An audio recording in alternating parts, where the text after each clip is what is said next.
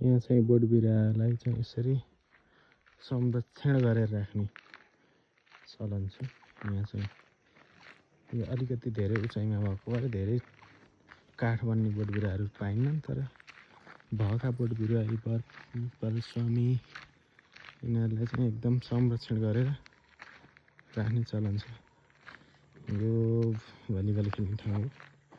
यो पोखराको नाम चाहिँ पश्चिम पोखरा। पश्चिम पोखरा यतापट्टि चाहिँ यस्तो चट्टानी गार्डन छ कि रक गार्डन, ढुङ्गै ढुङ्गाको गार्डन, तर क्लियर आएन।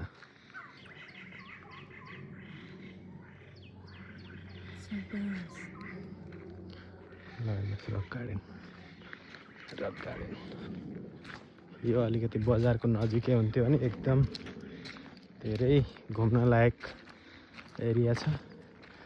यहाँ चाहिँ अलिकति ग्रामीण ठाउँमा भएर चाहिँ यो अलि जेलमा परेको छ।